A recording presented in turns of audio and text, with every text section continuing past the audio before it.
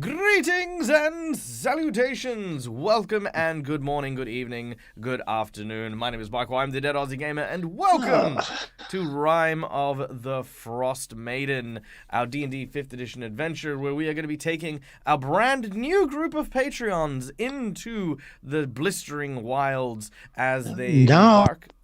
audio Oh, problems. yep, Lance is having some issues. So, ladies and gentlemen, allow me to welcome you as we introduce our brand new group, starting from let's start from the top. So you guys should be able to see my screen. Going from top down, left to right, please introduce yourselves and the characters that you're going to be playing. All right. Okay. So I'll go first. I am Twiff, and I am playing Ulfgar Bright Anvil, who is a dwarven artificer and blacksmith, at least to his mind, extraordinaire. Fantastic. Next up, we have you, Lance.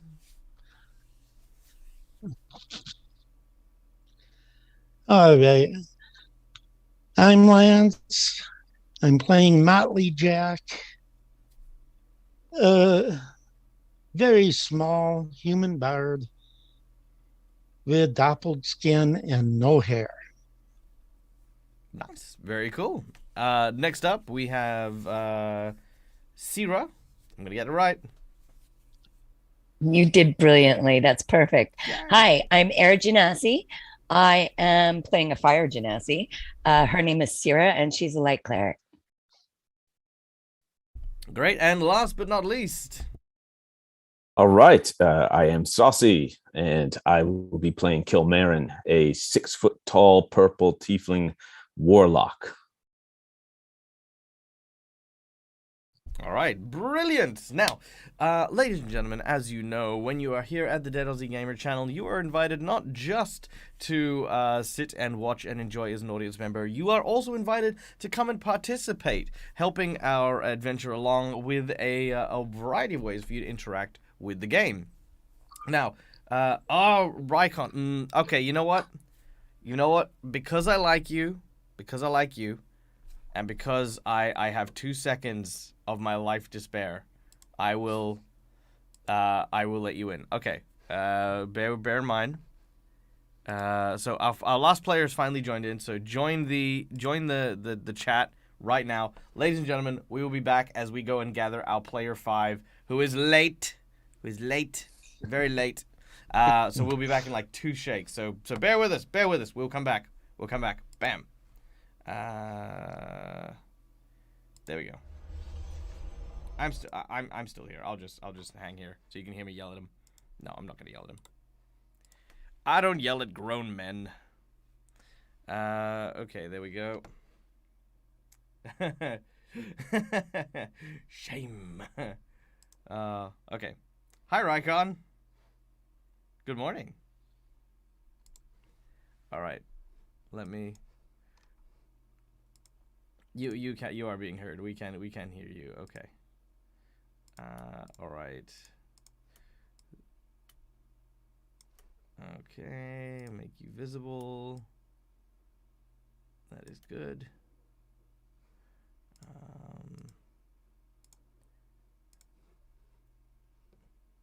All right. Cool.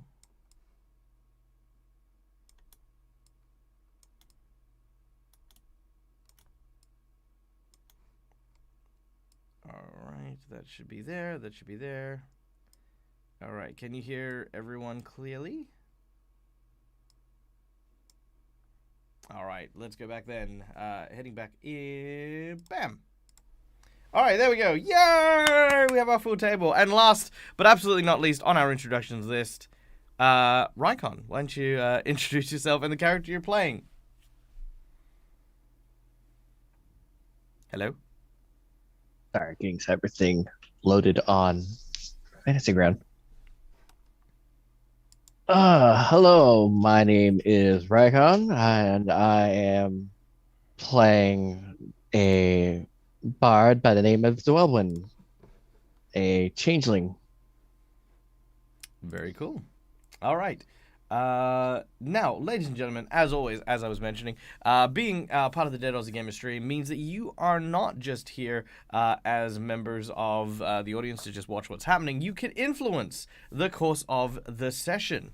As we play, you are going to be invited to not only, chat and let me know all of the evil, mean things that I should be doing to my players, but also you'll be able to influence the game through use of either our channel points or through donations. Now, all donations go towards keeping my lights on and helping me continue to make really cool games.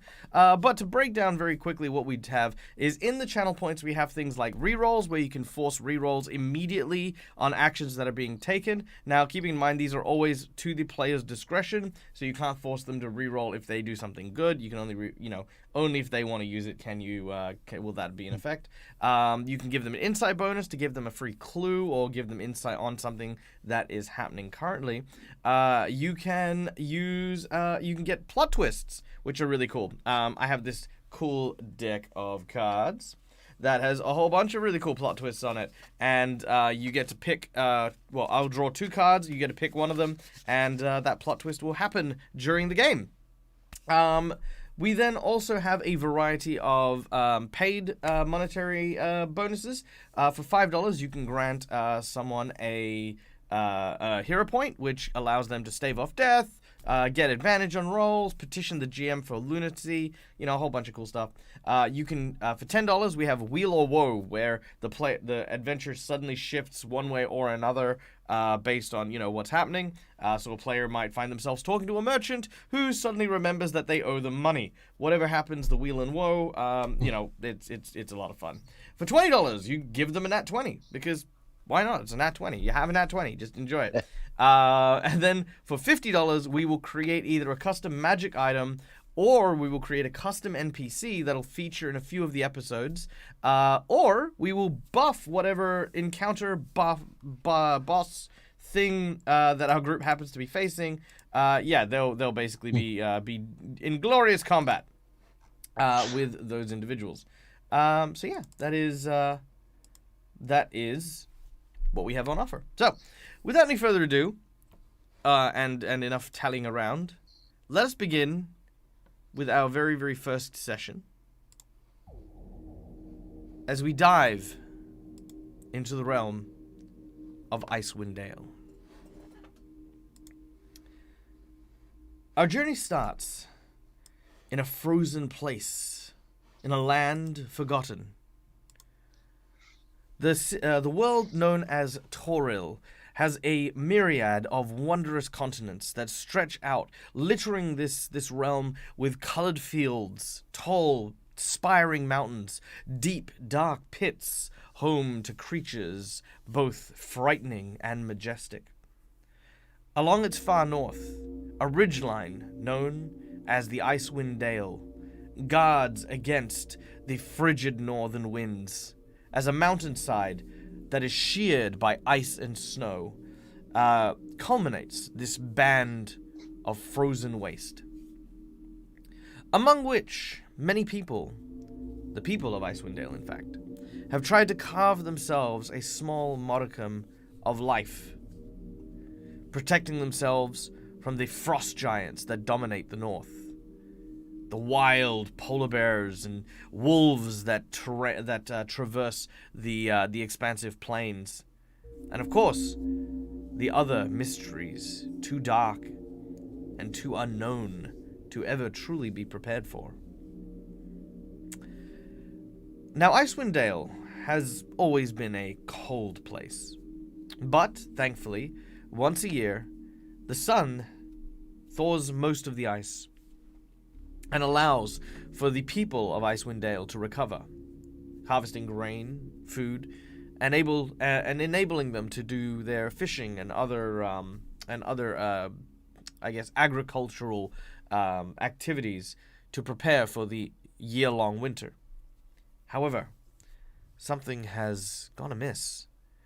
The ice does not seem to be letting up, and the entire of the Dale is going through what they are now calling the longest of winters. I think we just lost someone, but that's fine. We will pick them up in just a moment. And until we do so, I will do this. There we go. Our heroes find themselves in a group of towns that is collected together. These 10 towns, in fact, named thusly, are home to the majority of the people of Icewind Dale that aren't part of the native tribes that exist in and around the various locations. Now, the sounds of a rattling cart can be heard along the road, containing which are 5 unique individuals. Now, to my group, who is driving the wagon? That is an excellent question. Does anyone know how to drive? I could drive a wagon if you need. All right. So, Kilmarin, you are the first as you are driving the wagon.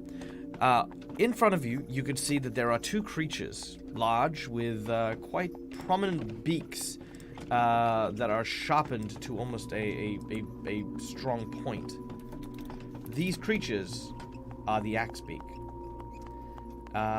And 2 of them currently pull your vehicle. They look at you and kind of squawk in this kind of annoyed and begrudging way. It has been a long journey for your Axebeaks, and they definitely need to be watered. And here, ladies and gentlemen, is an image of said Axebeak. Ulfgar, Delbwyn, and Kyra, you sit on the back with Motley as you attempt to, basically just kind of ride it out. The road is bumpy as it is mostly caked in snow, and if it weren't for the rather thick claws of these Axebeaks, your sled, should I say, rather than wagon, probably would have a far more difficult time getting to the next town. You have a moment now to yourselves where you may talk about your current journey and your escapades, and I will turn that to you guys while I correct some of the cameras. Well,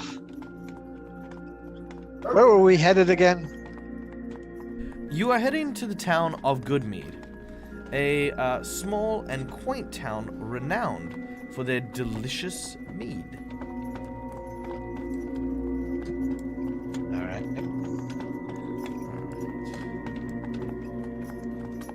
Well, I'm certainly looking forward to hitting the tavern when we get there. I've not been to Goodmead before, but if it stands up to its name, I'm gonna be a happy dwarf. Well, I imagine if the mead is anything like what they say, you should be quite a happy dwarf, as happy as you are with your hammers.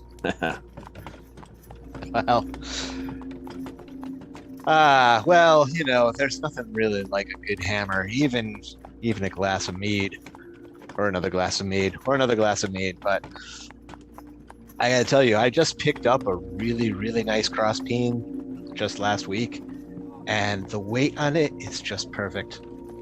I can tell this is gonna make some fine swords. For my part, I'll just be happy to have something with alcohol in it to warm my blood. I think there's a point where you get so cold that you can't be any colder. Your face just instantly goes numb. Well, I can tell you, dwarves, well, we've got the right gear for this sort of weather. But can't say I've ever really experienced that face numbing that you're talking about. And I'll crack on the handles a little bit to try to spur the Axebeaks on a little bit. They seem to be getting tired. Indeed. with a final whip of the reins that attach to your sled to these axe beaks, they once again push forward through the ice and snow. Up ahead, you see, at long last, the city of Goodmead. Or should I say, the town of Goodmead.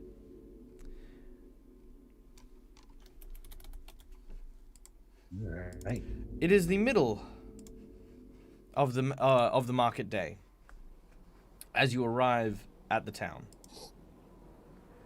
The sounds of the lake of red waters seems to dominate most of your soundscape as you finally make your way from the north. There we go.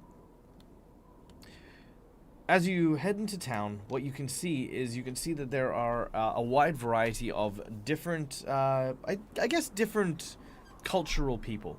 Not just dwarves and humans, but elves. You see a couple of Goliath here and there as well. Even some tribesmen from the frigid wastes. This is a melting pot of individuals.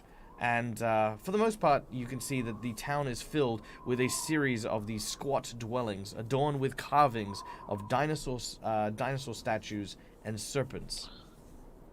All of these small houses, however, are paled into comparison to a large and impressive mead hall.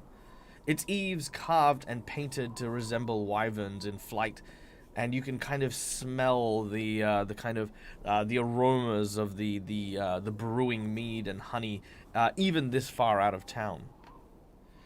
As you pass, you can see people are sort of waving you as you enter. But shortly after you've made your way into the market area, you actually take notice of how dejected some of the people look.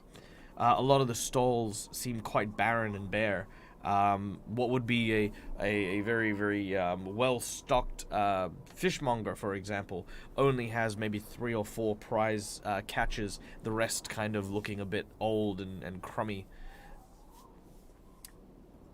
Now, one thing you know about the 10 towns is that there is a hierarchy that exists here. Each of the 10 towns has what's known as a speaker, the person who is in charge and speaks on behalf of the town.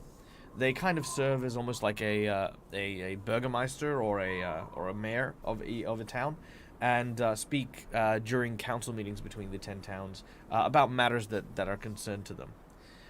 It looks as though the burgomeister here may have possibly let his job go if things have gotten to this kind of a state.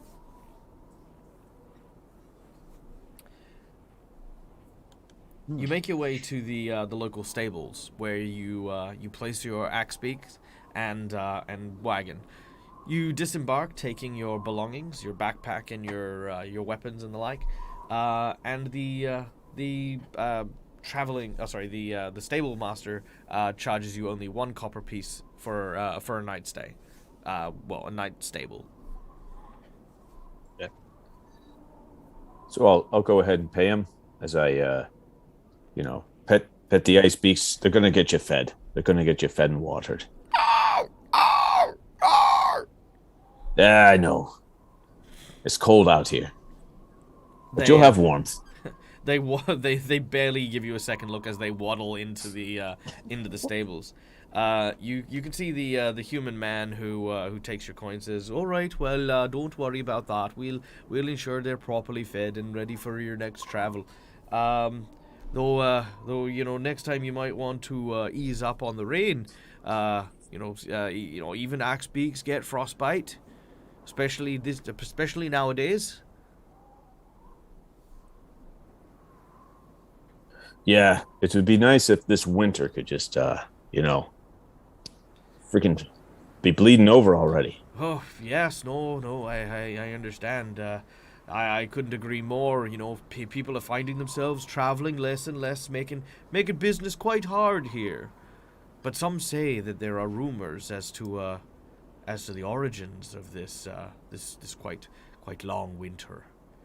I've heard rumors. Yes. Go ahead, continue. Well, some say that the Frostmaiden herself has stretched out her withery hand over Icewind Dale, and and she's just poised to take back the icy north.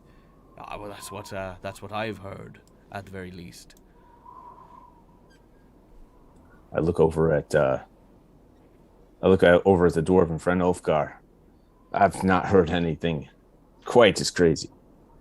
The Frostmaiden, that's a child's tale. It's what they used to tell us, to put the fear of the snow in you. You stay out too late or you wander too far afield, the Frostmaiden will get you. Boogeyman, as far as I'm concerned. It gets cold sometimes. We're in the north.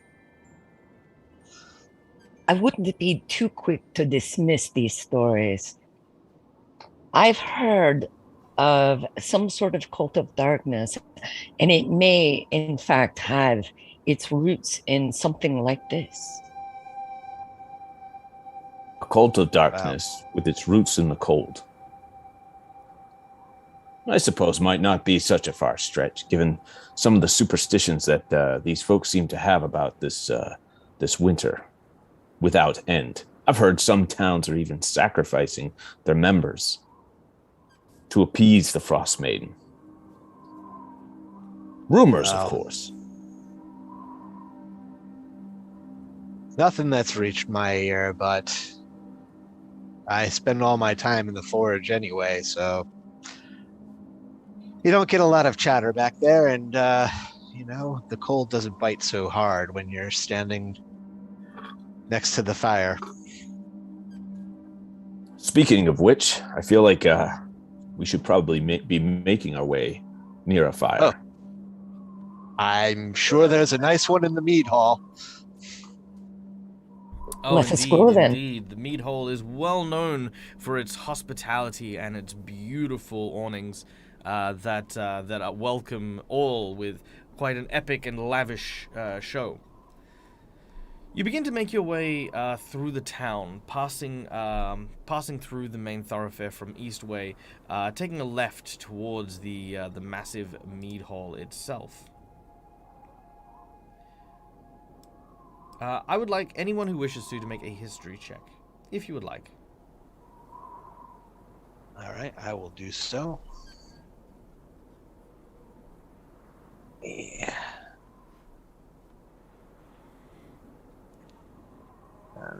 Yeah, might as well.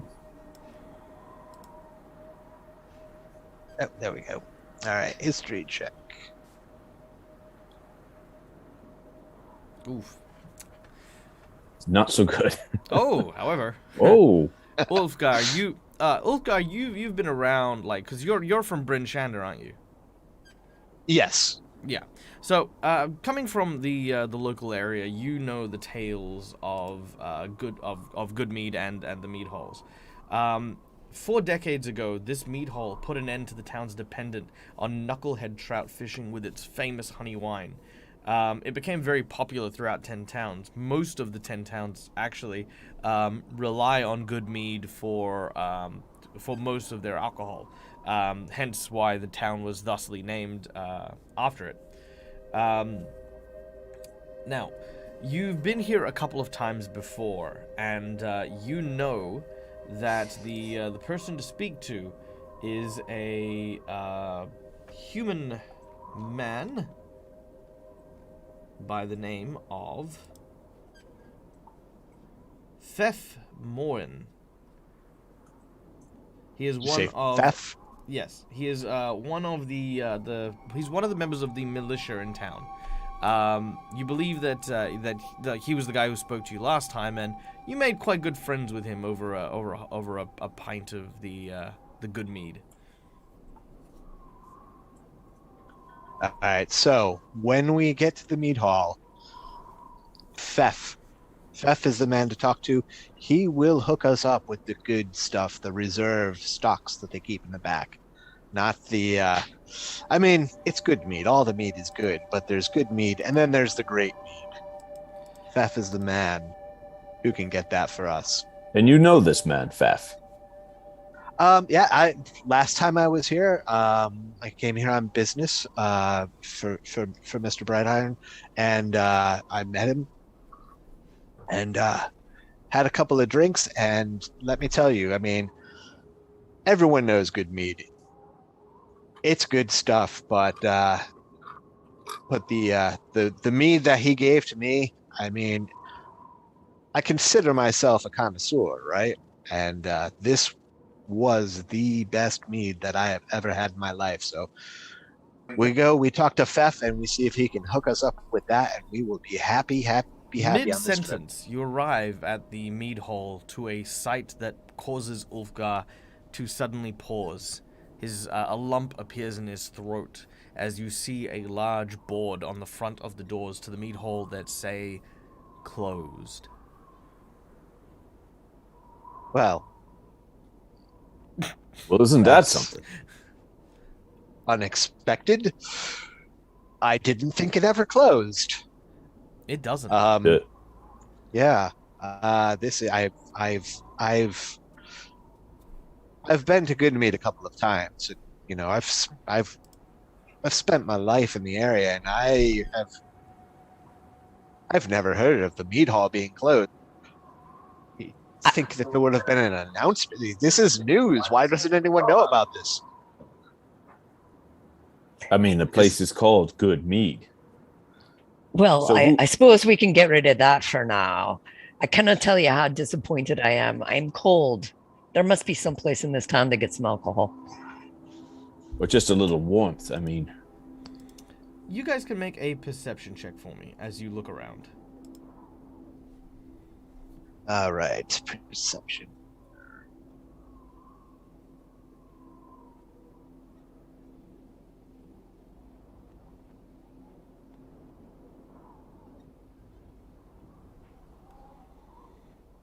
All right, very nice. Anyone else? Yep, there we go.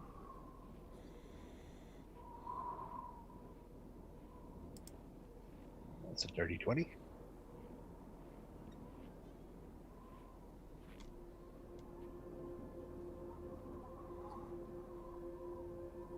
Okay, very nice. Now, as you look around,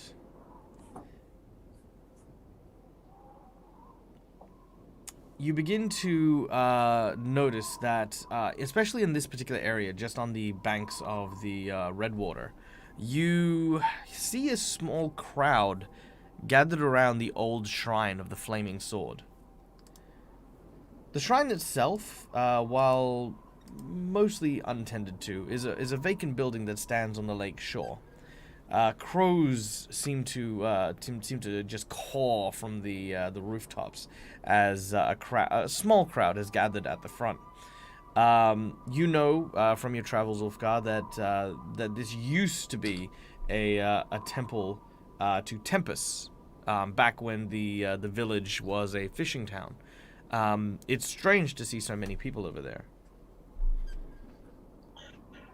So I will express that to my compatriots. Well, that's interesting. Look over here. There's that shrine's been abandoned for years. I can't imagine why anyone is gathering. But Well, it might be worth a look. yeah, let's go find out. Someone might be able to tell us what's going on with the mead. All right. Delwyn, Kyra, Sira.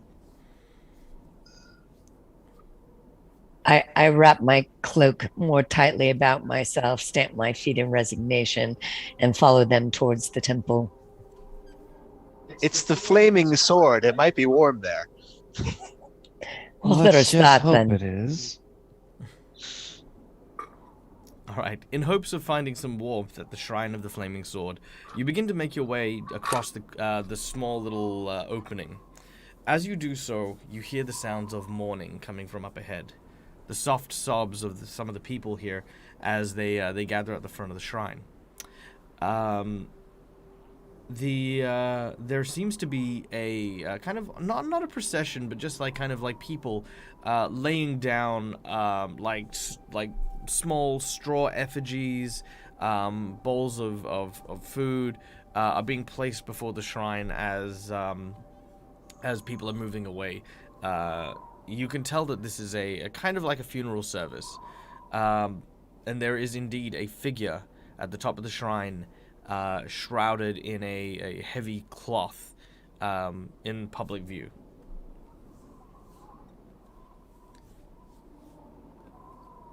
Slowly walk up to the back of the group to kind of get a closer look as to what's going on. And Well, what are we supposed to do now?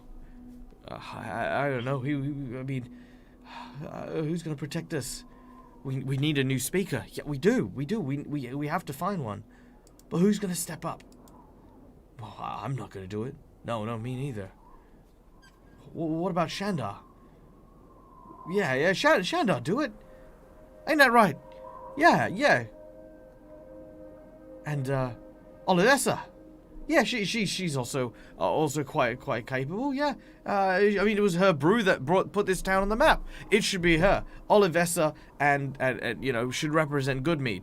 Her mead hole is why we're not not a crummy town like Dugan's Hole. They kind of have this chatter, this back and forth coming from the crowd in general. At the top of the staircase, you see a human man that Ulfgar you recognize. This is Fef. Okay. Ladies and gentlemen, I know that things are tough right now. I know that with the loss of our dear friend and protector Kendrick, it may seem grim. We will begin the process to nominate a new speaker, but for the time being, please just be respectful of Kendrick's family. Allow them to grieve as well as yourselves. You see the people kind of very much, kind of like, yeah, okay. They put what they have and they start to disperse as Fef sort of takes off his hat, kind of gets a cloth and kind of wipes off this cold sweat that's kind of accumulating on his forehead before putting it back on. I swear by the gods, this is the worst time that this could have happened. When there is a moment that seems appropriate, Ulfgar will go to Fef and just kind of ask him, what's going on, what's happened. We just arrived in town.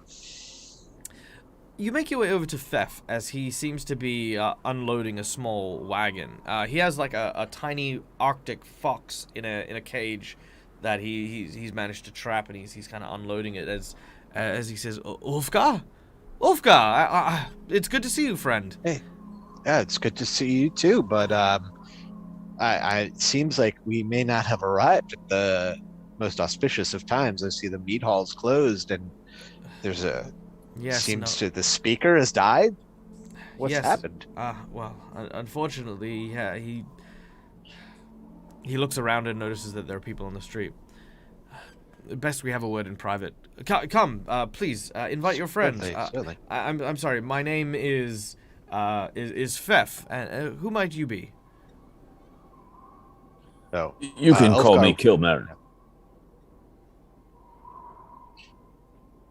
My name's Delvin.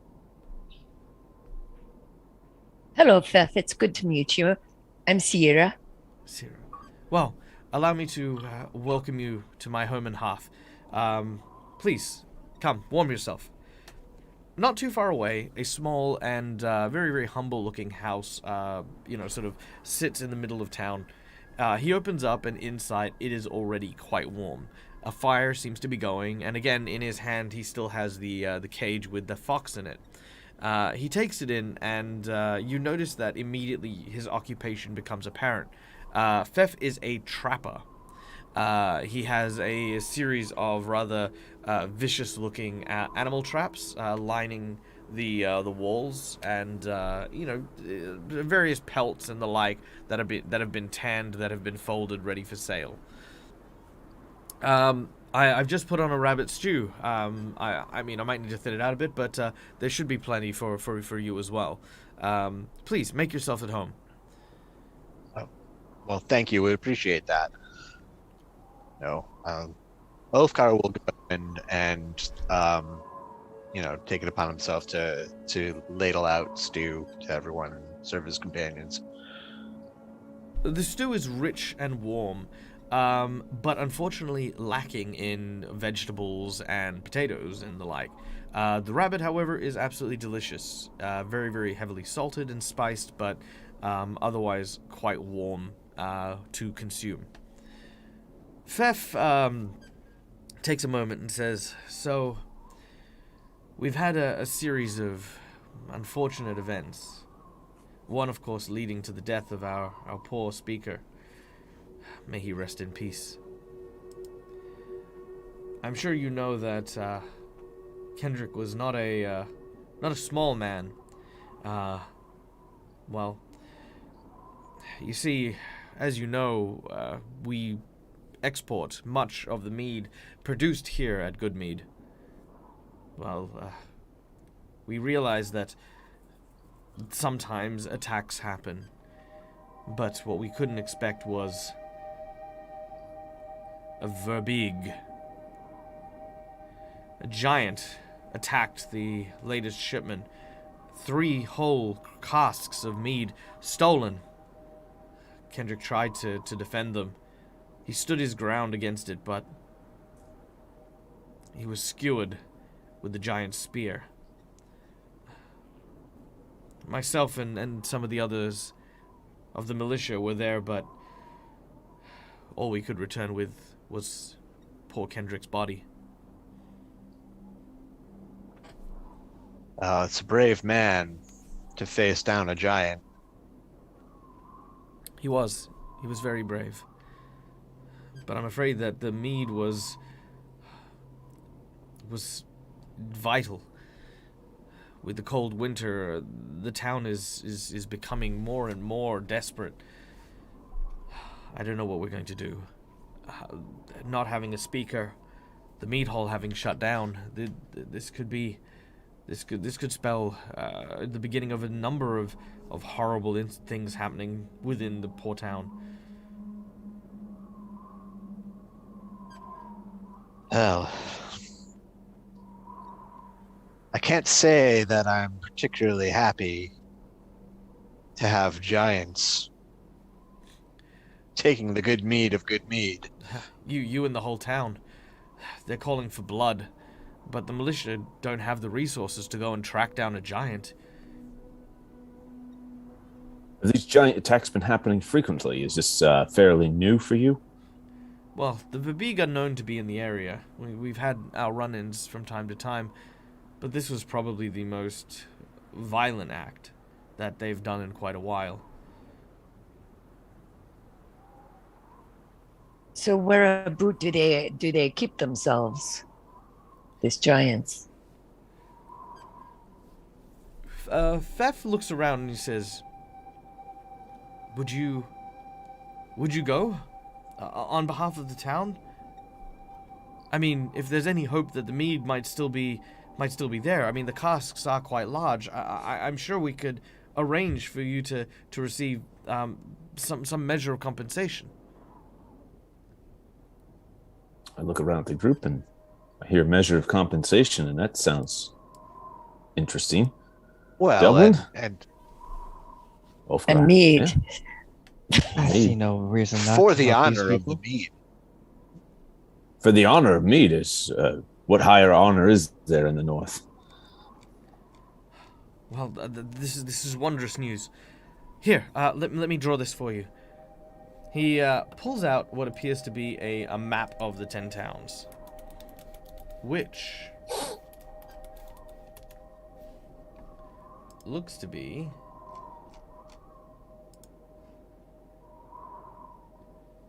here we go. Nope, that's not it.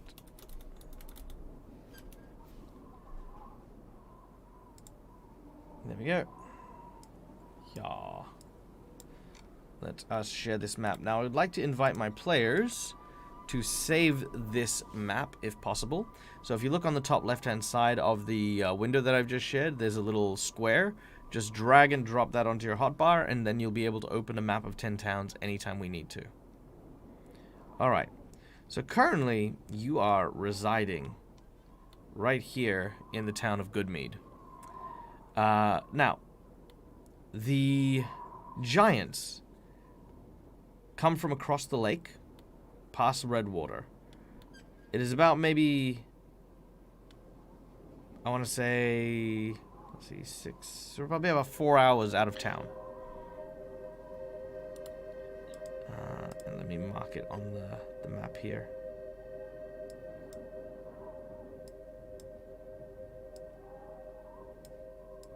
There you go.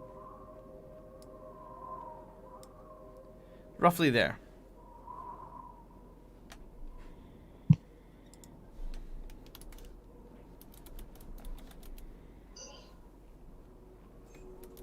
Well,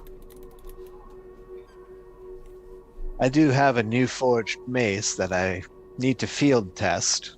Suppose a giant's as good a test subject as any. Although, not sure if we can just kind of slip in and slip out with the mead. I've just put the 2 ice beaks up at the stables. They're fairly worn out. They'll need some rest before they're ready to move on. I would be more than happy to lend you the use of my my sled dogs. Oh, much obliged. That'd be greatly appreciated. Delwyn, do you have anything you wish to throw into the conversation?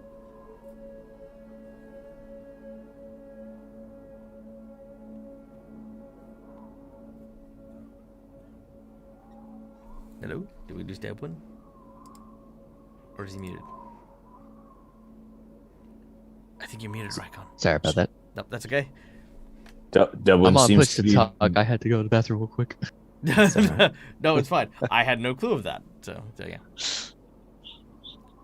Long story short, the group is being offered sled dogs to go and investigate the giants where they attacked. And you've been offered some compensation for your time and some sled dogs so that you don't overwork the axe beaks that you arrived in town on. Is there anything you wish to add further?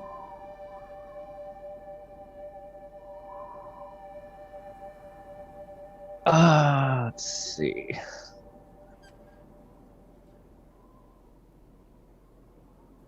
No, not at this time. Okay. Sierra? I'm happy to be setting off and going after the mead. Very well. Let's not delay.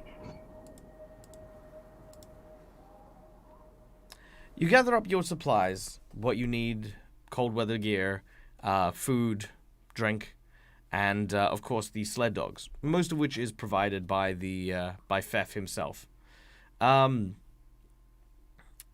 As you are about to leave, the fox in the cage seems to try and scratch to get loose as you are kind of leaving. Now, this doesn't necessarily need to go into anything, but just so that you guys know, likely the Arctic fox, its very, very beautiful white fur is likely of quite a lot of value to sellers in and around the 10 towns.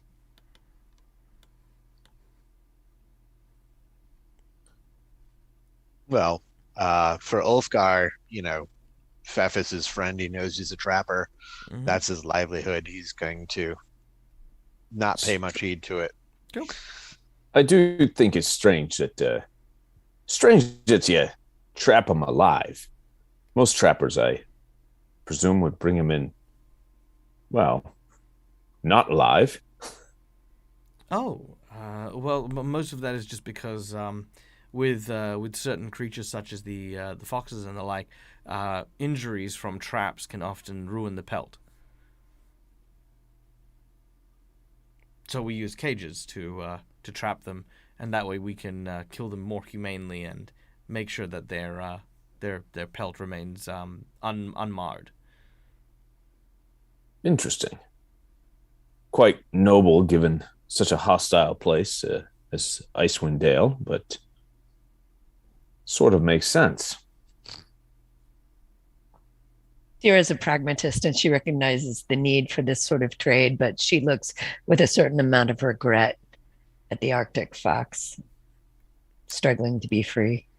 There is definitely some little soft moment. Debwin?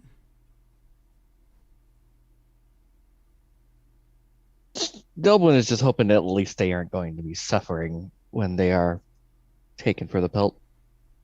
No, definitely not. So, you leave the house and make your way towards the dogs. There, the sleds are made and ready, and you begin your journey. As you travel back up the road that you came, heading down the east way, you're told that about halfway between this and the crossroads is where the cart was attacked. And that is where we are heading. All right.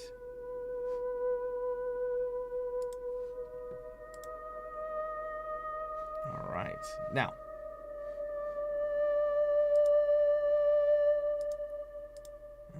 that's not what I want. There we go.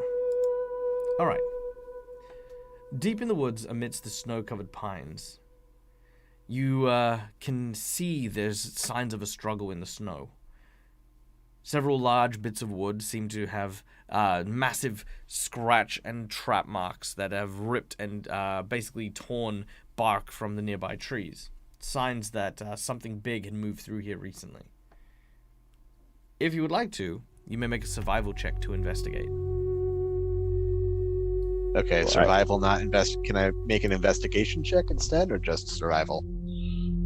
Survival for now, as you are tracking. All right. All right.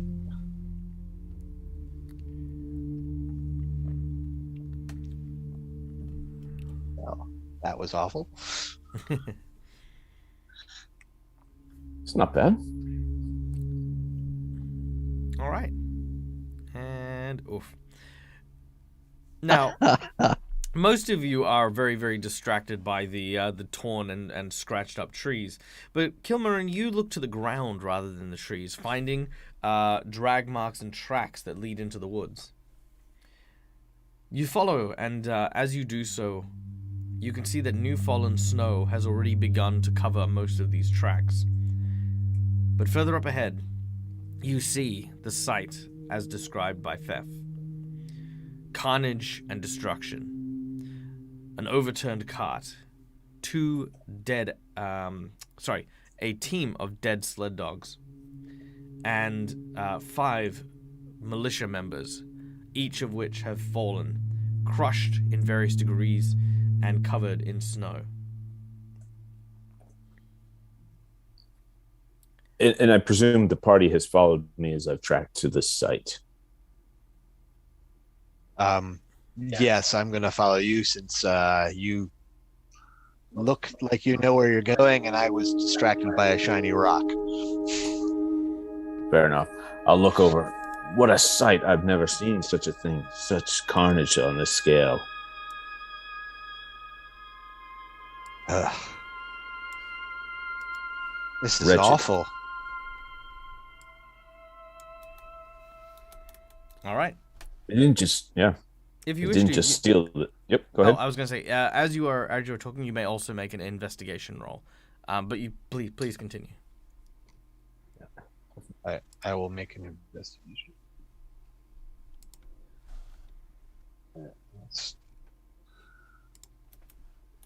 Yeah, I'll make that roll. Not great there. I guess I've been overwhelmed by the just the sheer nastiness of the frozen bodies on the ground. All right. Delwyn, as you and the others are investigating the site of carnage, you can see what looks to be the bodies having been crushed by a large great weapon. Something heavy was swung clean through these individuals, knocking them to the side and through these various trees. The way that they're slumped, the way that they've been crashed into. You kind of get the thought of these giants as not really tactically minded, clumsy even. And you can see that he did indeed grab 3 barrels and likely ran to the east from where you are currently.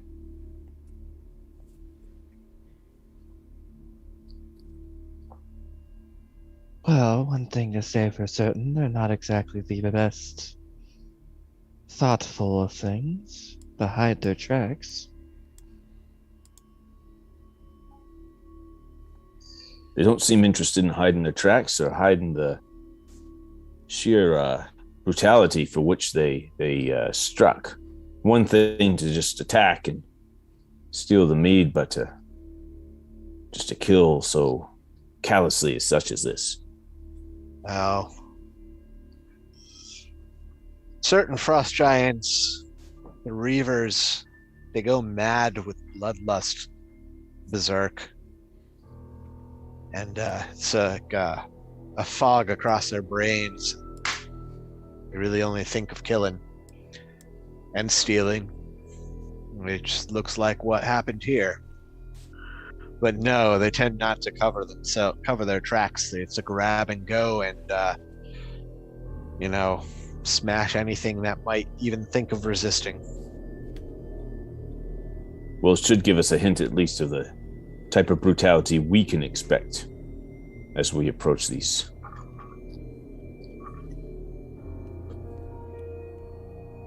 Tira has grasped the amulet around her neck and she's saying soft prayers for the people here. You do so, and you feel the light of your god kind of watching over. All right, what is your next course of action? Well, I think we should follow the trail set before us. Maybe try and keep out of sight as best we can while we do so, though. I'd like keep to out of sight. Mind our surroundings. Yes. I think it would be best if we can come upon them unawares instead of them coming upon us unawares. All right. So, you begin to make your way east, traveling in order with the sled dogs in tow. When suddenly, Kilmarine. Let's see. Boom, boom, boom, boom, boom. A snowball flies in your direction, and I need you to make a dex saving throw. Dex saving throw. Okay.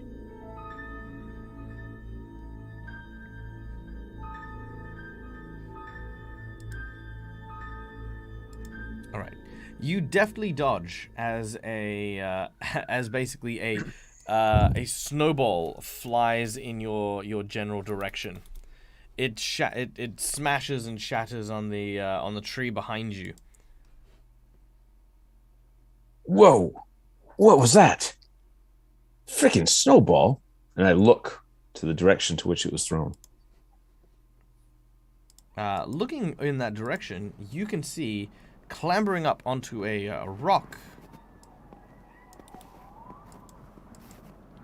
A very short type of creature that seems to be bundled up in straw. It wears a very strange and bizarre looking mask on its face and regards you curiously. I look back and regard it curiously. It's a strange creature. Hey, creature. I yell over to it. Does it, yeah. Well, as it looks at you, it seems to it seems to shake its fist as it seems to be upset by something, and it's pointing at you, and it's jumping up and down, and it just seems angry. Being from this area, do any of us know what this is? Please make a nature check. Ooh. Yeah, nature check. Looks like I used up all my good rolls already. Yeah, apparently.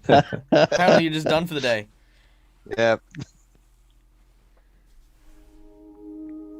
Oof.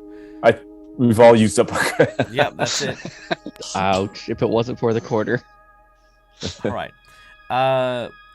You have no idea what the hell this thing is. None of you do. What's the trouble there, little wean? Oh, McBluff has given a reroll. I'm going to offer the reroll to Debwin, because you were the highest. Alrighty. Cool. All right, let's see what happens. Oh, yeah, you just... Oh, yeah, that's right. Of course. It is a Chwinga. A Chwinga is a tiny elemental spirit which lives in plants, rocks, and rivers, far from civilization. Those found in cold climates live in ice and snow. They are painfully shy on normal occasions and prefer to move about unseen. They resemble a 6-inch tall animated doll with a mask and limbs like spindly wood. It has wild hair and sometimes appear foreshadowed by gentle breezes, the smell of sweet flowers, dancing fireflies, or a soft snow. They do not have names and cannot speak. You know that they are usually quite fascinated with humans, puzzling over creatures who wear armor, carry weapons, and use tools, but apart from that, they are often relatively harmless. They are indigenous to the peninsula of Chult, which is, kind of, far away from where you guys are currently, and a large number of the ones that are here were believed to have come from there originally. As far as what they mean to you guys, you know that they are sometimes seen riding on snowshoe hares and Arctic foxes. Oh. While others have been known to wander the tundras and blending in with the surroundings there. That is what Delwyn knows. Well, that might explain a few things.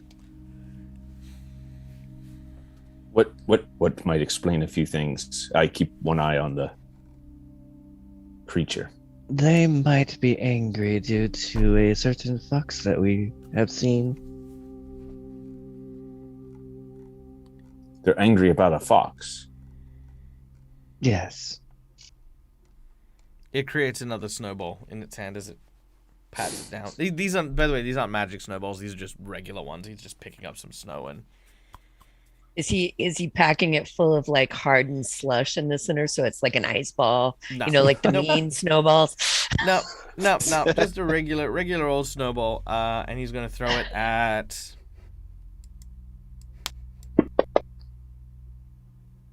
Kilmarine again. Another reflex save. Yep. I was gonna say this time I'm gonna try to catch it. Are you Can gonna I try do and that catch it? instead? Yeah, sure. Make a dex saving throw, as the snowball throws in your direction. Whoop. Do that one correctly. No good. You catch it with your face. You go to catch it, and there's just this. You know how like in sports when you got the instant replay, it goes through your hand, and you just watch the snow go, right? But then we get to see a slow motion angle on a different side, and then another one from a different angle, as it just wings you in the head, creates almost this crown of ice just over your face. Wipe it off. Ulfgar's gonna laugh at that. Yeah, Wolfgar is just laughing. I'm not laughing. And I say, oof, Kilmarin, that looks bad. Here, let me help. And I shove some snow in his face. All right, you grab some snow, you shove it in Ulfgar's face. All right. Ladies and gentlemen, I'd like to take a very quick moment to welcome our friends from the Mercs of Mischief. Welcome in, ladies and gentlemen. My name is Michael, I'm the Dead Aussie Gamer, and welcome to our Session 1 of Rime of the Frostmaiden. We've just started this adventure with these wonderful and amazing Patreons, and we're kicking off on our very first adventure. We have Twiff playing Ulfgar, the dwarf. We have Amy playing Sira, the fire Janasi. We have Saucy playing Kilmarin, the tiefling, and we have Delbwyn playing the elf. We have Rykon playing Delbwyn the elf.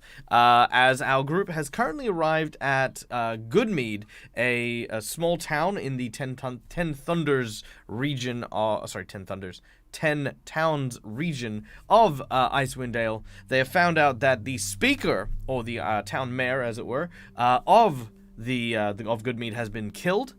He was killed protecting a shipment of mead, and the group has offered to go and assist in trying to find and bring to justice the assailant, which was, as far as they know, a giant known as a Verbeeg. And right now they're encountering a small little elemental spirit who has been throwing snow at our group because our group is,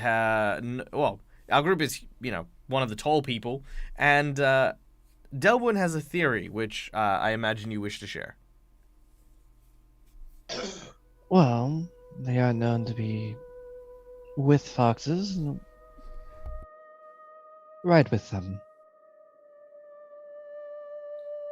So you think that this one is upset with us because we are somehow associated with Veth, who trapped said fox? More or less being around the area.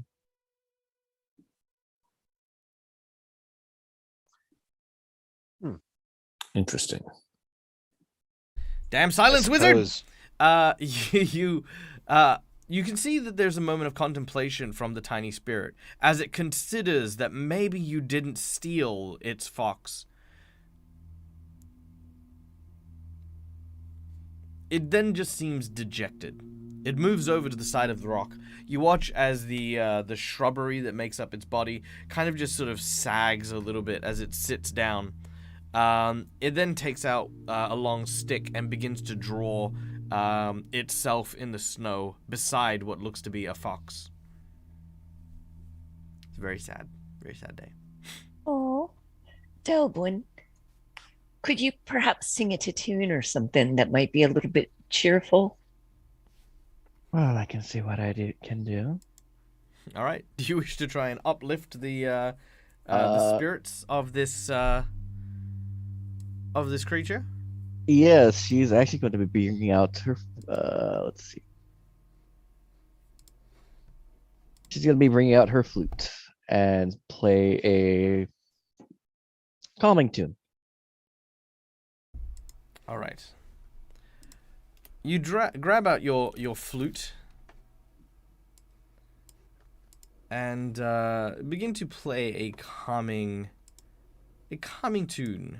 Now, I don't have flute music, so I'm going to just ad-lib it here. It's probably going to be bard music until such time as I find something good. Yep, there we go. Alright.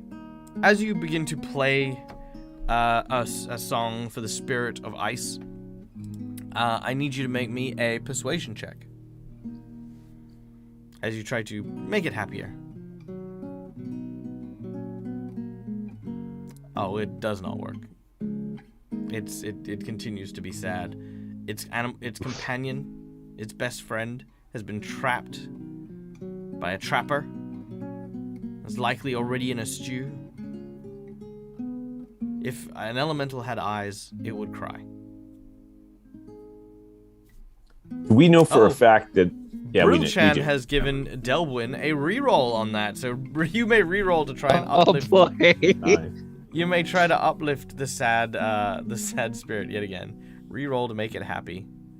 13. All right, Just slightly better. but that is just enough. That is exactly well. You needed a 12. You uplifted spirits. Now it's not happy, but it is no longer sad and crying as it looks up towards you. It seems to gesture again. You guys still have trouble trying to understand what it's saying, but it moves very quickly over to Delwyn. In its hands are a handful of bright blue berries, which it hands and sort of tries to get you to like kind of take it, you know, as he's putting these berries in your hand. She'll take a hold of them. All right, it's Jen looking at you and then sort of giving you the berries, like forcing you to take the berries. Mm-hmm.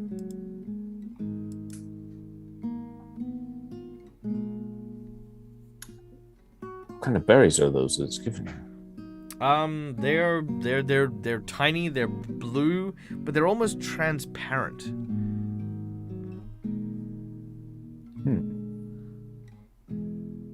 You may make an Anything that insight check if you like. All of us or just Delwyn? Just Delwyn. Okie dokie. Well, let's see how this goes.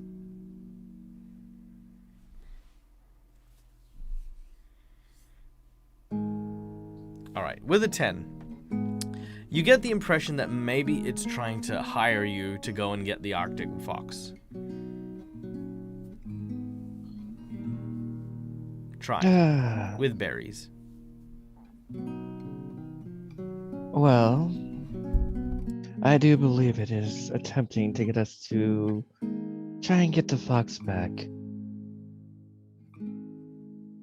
Rian, we'll help you. We'll try. Seeing your reaction, the tiny creature begins to jump as it just seems excited at what you've said. But Well, at perhaps least you he could help. thinks What? that- No? Sorry. Go ahead, Sarah. Go I ahead, was going Sarah. to say, at least it seems to understand us.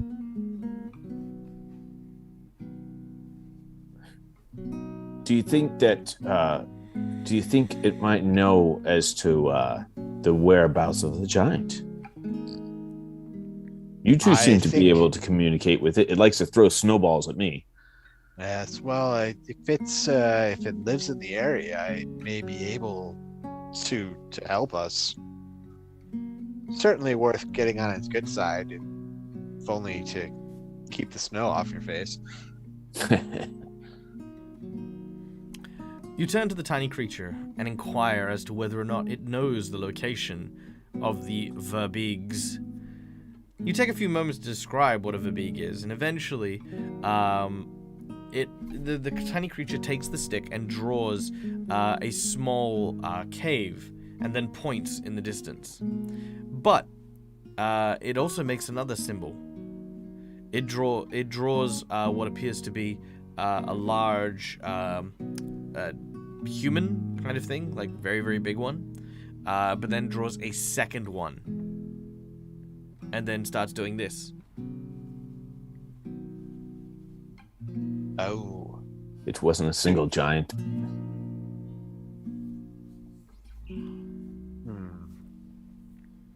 Which doesn't bode well.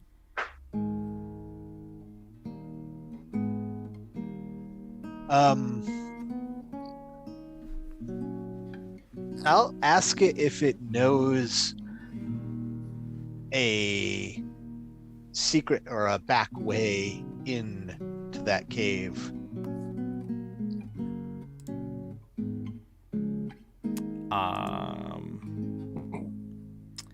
It looks, because it is very prepared, and is not just me looking at the map super quick. I don't know what you're talking about.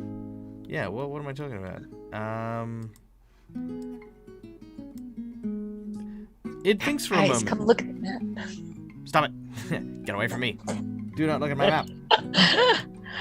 Yeah. All right, there we go. All right. Towards a rocky hillside, the tiny creature points and hops around. It seems to draw on the ground what looks to be a series of trees and pines, as well as a small creek that seems to pass by a cave with 3 entrances. Okay. So I think the question, though, is, do we need to go rescue his fox first? Would I know how long Fef is going to keep it alive? Absolutely not. Like, there's no idea. Right. And how long did it take us to get here? It took you about maybe... You're not that far away, so maybe about an hour or 2. And that was just at a walking pace. A walking pace, right. But it was midday when we reached town. We spent time. And I imagine the sun will have to go down at some point. Mm-hmm. If we go back to town tonight, I'm afraid, we might be spending the night in town and having to pick this up in the morning with the giants, if that's what you're thinking. Well, we have just gotten new information about there being 2. It is something to bring up about, and potentially... The tiny creature moves its hands up to its mask, as it just kind of looks at you with, like, these... Well, it doesn't have eyes, so it's trying to give puppy dog eyes, but it doesn't have them, so it's just doing this. It looks imploring. It's good enough. It does. Look, I'd rather be facing 2 giants in the morning than at night. In any case, I think we go back and we get this Wien's little fox. And we do it now. It goes over and hugs Sierra's leg. And not to mention, if we manage to go early enough in the morning, we'll be able to have enough time to properly plan around. I might even suggest if we could wake up extra early, as anyone who needs to hunt their quarry knows, you wake up fairly early before the sun light out its first light, if we can. Well, that all makes sense to me. And looking down at this little elemental hugging Sierra's leg, I mean, how can you refuse this guy? I'm in agreement. Let's go back. Let's talk to Fef. We'll get his fox back. And then start out in the morning. All right. Quickly taking the sled dogs and moving behind you, you return to Goodmead. And I would like to take a quick moment to welcome in our friends from the Legends of Alos. Welcome, one and all. Thank you for joining us. We hope that your stream went spectacular. I can see that you were playing some Dungeons & Dragons as well. I hope your game went well. For those of you who don't know who I am, my name is Michael. I'm the Dead Aussie Gamer. I am a Australian RPG streamer. I do a bunch of cool D&D games. Today we are playing Icewind Dale. This is actually session 1 of our campaign, so you've come in at a fantastic time. Now, ladies and gentlemen, as always, there are a number of ways that you can interact with the game, because I like audiences, but I love GMs more. So if you have a look at my channel points, there are a bunch of channel points you can use to influence the game, or if you feel like supporting the channel a little bit further, you can use any number of these amazing monetary donations to influence the game and give our players a bit of a heads up. As for what has happened today, as a lovely recap for our new people who have joined us, our group has started off journeying to the town of Goodmead in hopes of getting some good ale. However, they found that the mead hall that is there, that the town is renowned for, is actually closed due to the fact that Kendrick, the town's speaker, or mayor as you would like to call it, has been killed. He was killed defending a shipment of mead that was supposed to be taken out to the other towns by what appeared to have been a giant. our group have met with their friend Fef, a trapper and hunter who had recently returned from a hunt, had been told that if they could find and stop these giants, they would be given a reward.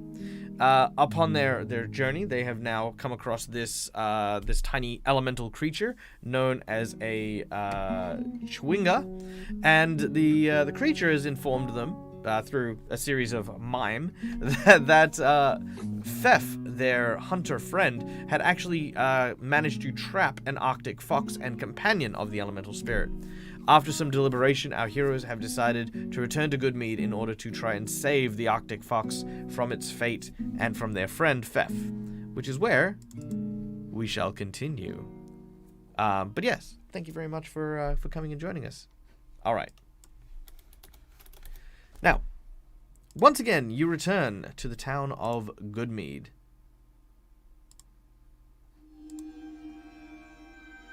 No, sorry, ignore that one. Wrong music. Here we go. It's not that Wrong kind game. of game. That sounds ominous. That sounds super I was like, ominous. we're Oh, no! back. No, like, it's fine. there's it's fine. freaking vampires everywhere. Yeah. All right.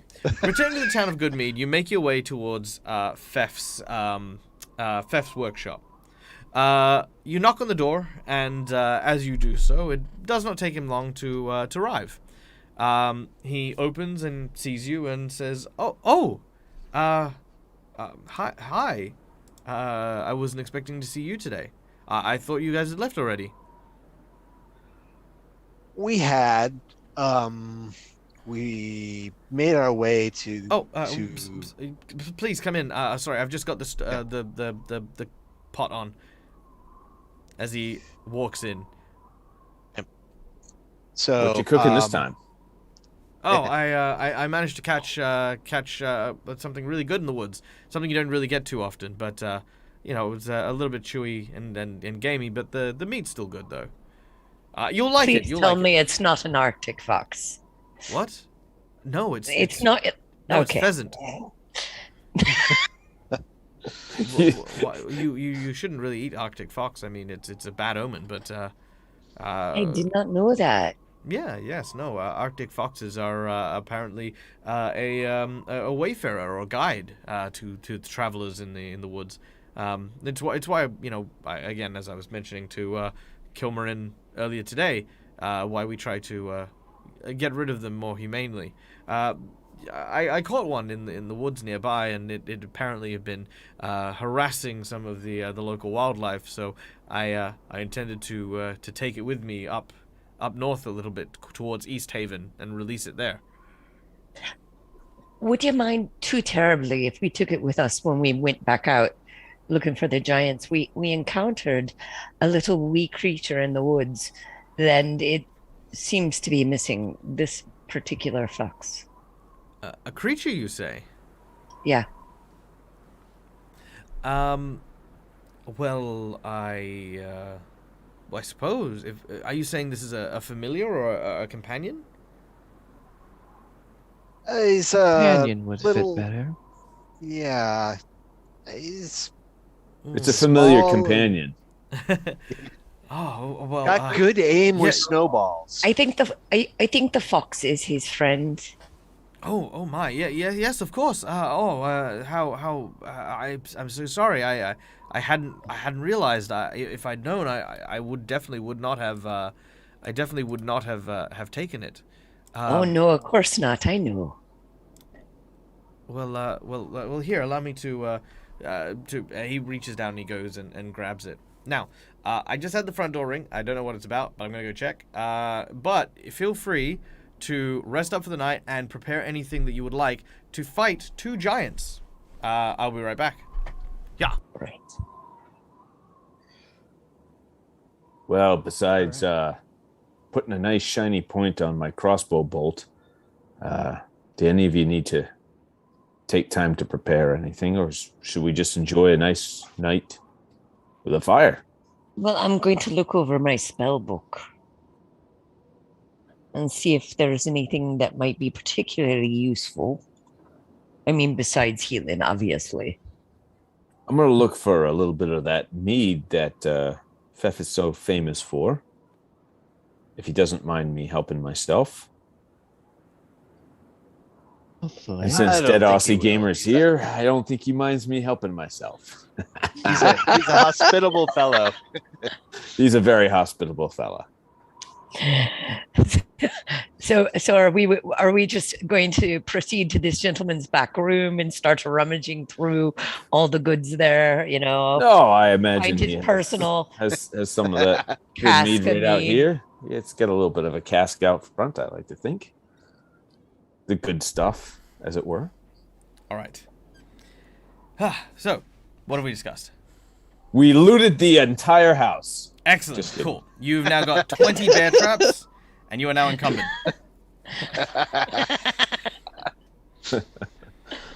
All right. Fef puts you up for the night. If you obviously do not wish to set out for the day, for the evening.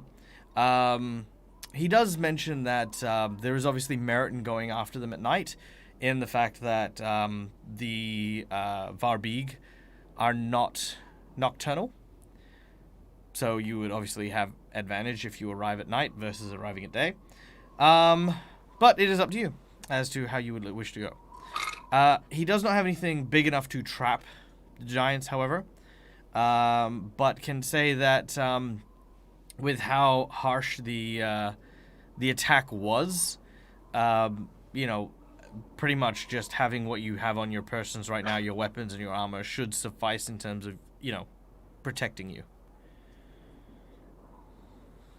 Well, the element of surprise is not to be dismissed, considering we know that there's two instead of just one. Would agree. Quite true on that.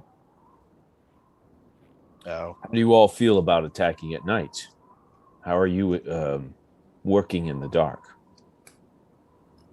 I give him a look. I know I'm a dwarf. dwarves do their best work at night. Day, night, it doesn't matter.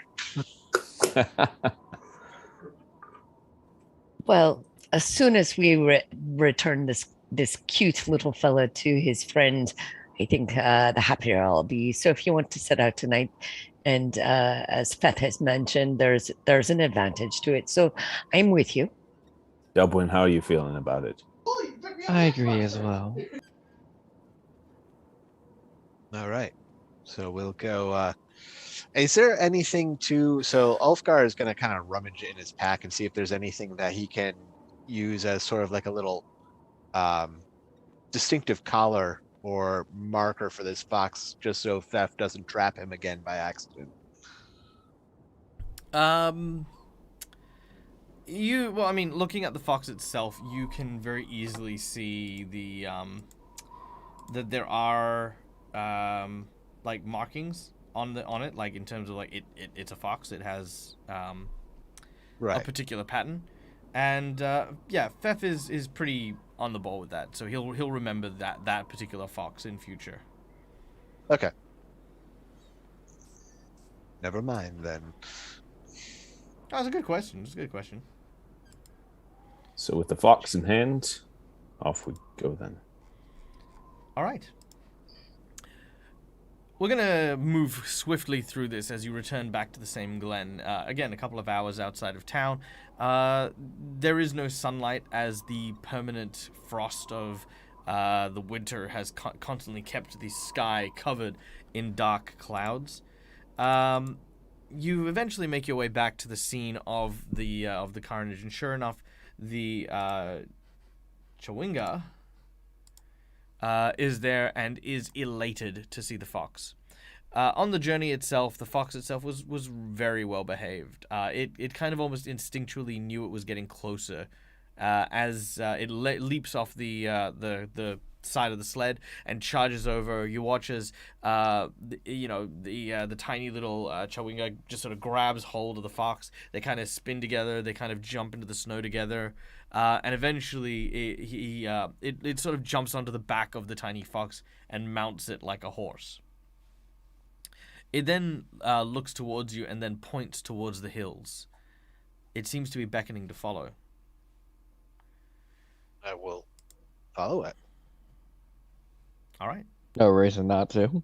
Is it? It's towards the hills in the same direction of the cave, or does that put us off in a different No, direction? no, it is heading. It is towards the cave. Very good. All I right. will follow. You begin to make your way towards the caves, as the hills themselves seem to create this very difficult roiling landscape. The dogs are thankfully very well adapted to moving through this, but you, even riding the sled, find it difficult every time you kind of go over a reach. It almost feels as though you're going to tip the side of the sled. Until eventually your footfalls come to the edge of a frozen creek. Making your way to the edge of it, you realize it'd probably be better to leave the sled where it lies, as the trying to cross the creek might cause it to, accidentally fall through. You follow the pathway, and the Chewinga waves at you. It bids you farewell, and disappears into the underbrush. And now I will share with you guys the map. Ladies and gentlemen, as you guys know, we use Fantasy Grounds for our tabletop of choice, and that is where we're at and what we're using. Huzzah! All right. Much as the description drawn by the Chewinga is, you can see there are 3 cave entrances. One to the left, one central on, and one to the right. Each of you should be able to see. Let's see. There we go. Each of you should be able to see what you can see there. To the right, however, Delwyn, I'm just going to kind of say that you're kind of on that side. You can see that there is light kind of coming from deeper within that corridor.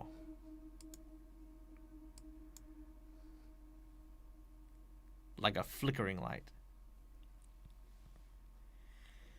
Well, there seems to be light coming from this direction.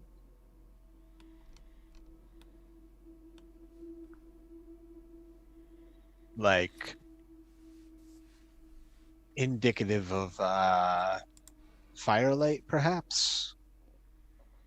Quite possibly. No. I suppose if we want to come at them unawares, heading towards the light is probably not the best of ideas. But it is I don't more know, likely though. I mean, that's where they'll be. True. I'm gonna say it flat out. I've never raided a giant's lair before. I'm not sure how to proceed, so I will take advice from you guys. Oh, also, it is super dark, so is anyone carrying a torch or fire?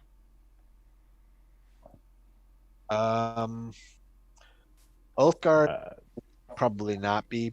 I can Relying do on one his dark better. vision. Yeah, I have dark vision too. I That is of no also help have to, dark vision. That is of no help to Delvin and Motley. All right. Delwyn's actually going to be taking out, funny enough, a lamp, but then she's casting a light on it. Instead of lighting it? Oh no, that makes sense because Yes. there wouldn't be that much there wouldn't be that much fuel. Yeah, no, that makes sense. Okay, sure. Not a problem. Let me add a lamp to you. There we go. So now you'll be able to see. And the lamp, and one thing that's actually really cool about I'll check that out. yeah, That's so cool. We can do a bunch of cool stuff. So I'm gonna say it's a Good nice colors, yellow. man. I'm gonna say it's a nice yellow light. There we go. Look at that, beautiful. Cool. Nice. Yeah, there we go. Lovely. All right, cool. So, yeah, you have your lantern that is now lit. You may move your models freely along the board if you would like, as you begin your exploration. All right, so just knowledge check from what our little snowy friend told us, just that there was 3 entrances, Mm-hmm. but it didn't indicate which one might be the best to take. No, all that you were indicated was that this was the what do you call it? This was the back entrance. The back Okay. entrance. That already bodes well for us if we've come to the back entrance. I'd agree with that. And even though there are 3 for us to choose from, we know for certain that the one with the light, that it's going to lead us to where we wish to go. We have no guarantee that these other 2 entrances will circle into the same area of this cave network at all. I agree with your line Right. of logic. Well, we don't know what else might be in here besides giants. That may not bother them, but that might bother us. So the shortest path may be the best way to go.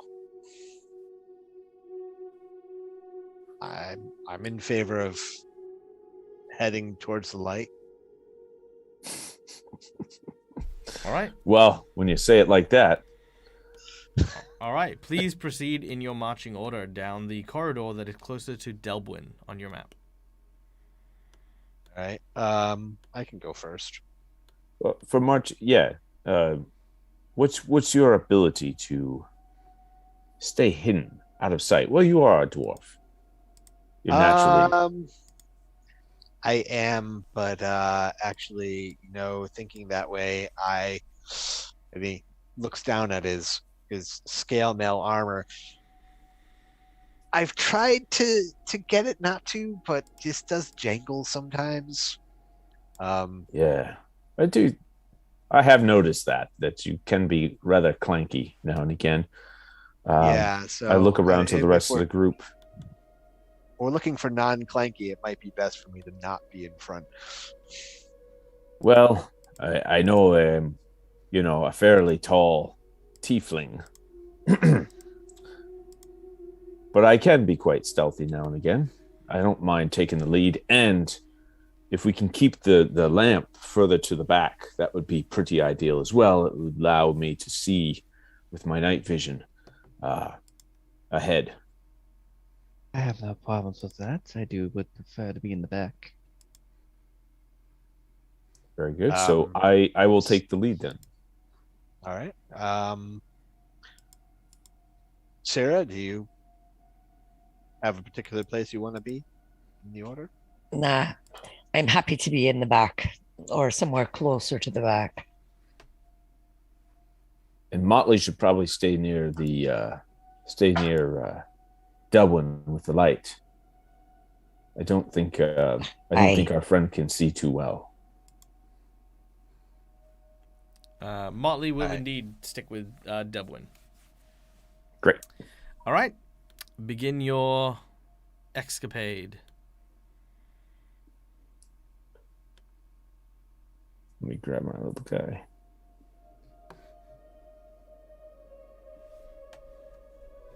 So I'm going to move slowly.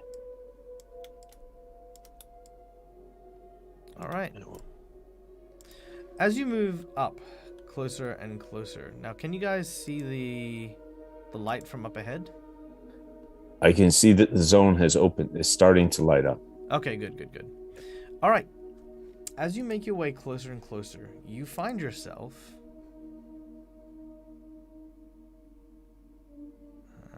let's see. I hope this is Ooh, I can see the fire now. all right. You find yourself And I motion to the group to stop behind. Go ahead. Sorry.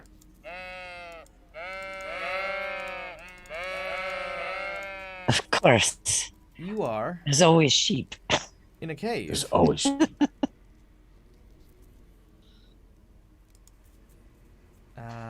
And as you enter the next cave, you can see. Can you see? Hold on 1 second. No, where are they? Well, they're around. They're just Ghost sheep. The phantom phantom sheep. Phantom sheep. I All right. swear they were here. They were here. Yes. Okay. You know what? That's fine. I'm just gonna. Yep. We'll imagine it. They were So just here yesterday. There are 6 sheeps and 7 goats that lie in this area. A bonfire lies in the middle of this cave, which keeps it lit and relatively warm. You can smell the scent of roasting meat in the air as a hunk of meat drips on a spit, its juices flowing and sizzling as they crack onto the embers of the flames. Now, the goats and sheep are held in various spacious animal pens, and you can see that they're kind of making a bit of noise as you enter this area. They're not like not raising an alarm, but they're a little bit more agitated. As you make your way closer, these sheep seem very interested in what you're doing. And you can hear the sounds of like thundering, heavy footsteps coming from further within the cave. Further in the cave, meaning as kind of northeast, directly north, off to northwest. Specifically, probably closer to the north. Well, I mean, all over, like, so northeast and northwest, but northwest mostly. And there is actively a meal being cooked on the fire. As you take a moment to gaze at the fire, you realize very quickly that the meat that is sizzling and crackling is not a sheep or a goat. You can see it is a dwarven leg.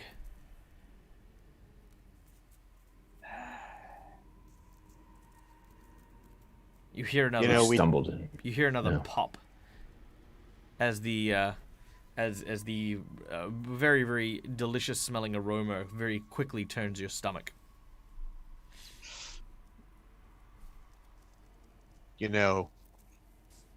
Speaking as a dwarf, we notoriously taste bad. I don't know why people keep trying to eat us.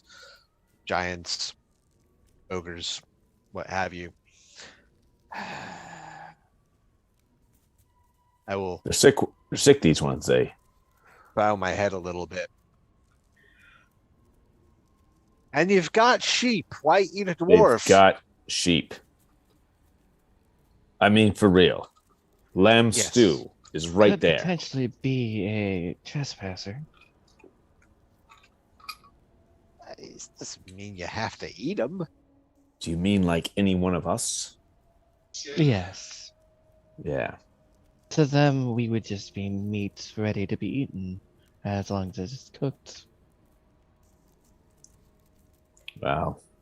I'm not going to lie to you, Delbwyn. Sometimes you disturb me a little bit.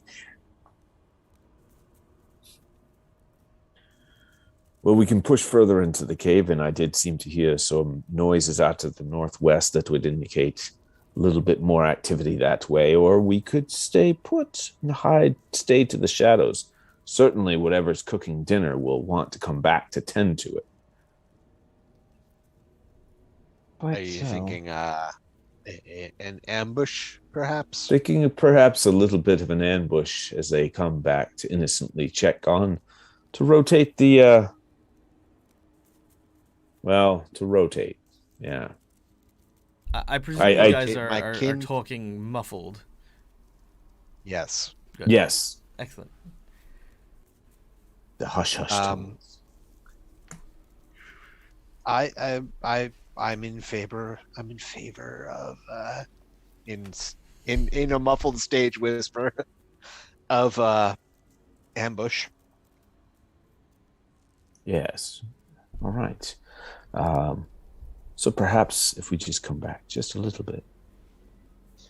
Well, there's all these boxes in here too. Should we maybe try and hide behind some of those? Arrange ourselves?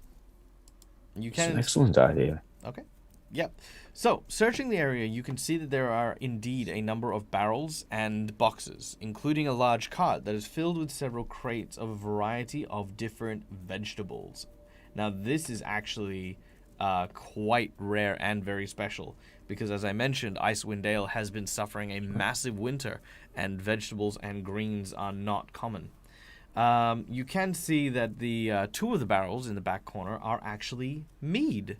These casks are looking quite full, thankfully, and give you plenty of spaces to hide. What I would like is each of you to place yourself in that room, somewhere that you would like your character to be hidden, and I would like for you to then roll a stealth check as you are preparing for your ambush. I'm gonna go hide behind these barrels. Sorry, just to be clear, that little pen there, that's where the goats and the sheep are as well. Okay. I am actually going to sit off here as though towards the entrance in a flanking style. Yeah. All right. Belvin will also be holding back. And I'll roll that stealth. Okay. Wow. It's a night for threes on me. I think that's the third 3 I've rolled. Okay. All right, so just remind me, do I have to do anything to get disadvantage on my stealth roll because I am wearing scale mail? No, it should roll it automatically. All right, so stealth. I'll say, so 3 of the 4 of us are down the hall. We're going to tuck down the halls at it. Oh, hold on. Let me just check to make sure that you are wearing your scale mail. It says it's equipped. I believe it gives me disadvantage. Let's have a quick look. Scale mail. Here we go. It does look equipped. It does say disadvantage. So did you select your stealth? It should be. I pulled it straight from stealth. Oh, sorry. That's not me. Well, I'll just throw another one in there. No, that's okay. Yeah, no. Okay, so here's what you do. On the bottom left-hand side, there should be a advantage, Okay. disadvantage. Yeah, if you just need to click on Okay, I got that. That's fine. click disadvantage and then. Yep. I'll look forget at about fixing that later. All right. Ooh. Well, you guys have done spectacularly. that's just amazing, you know. That was absolutely amazing. All right. So as you guys, Oh my goodness. as you guys attempt to stealth.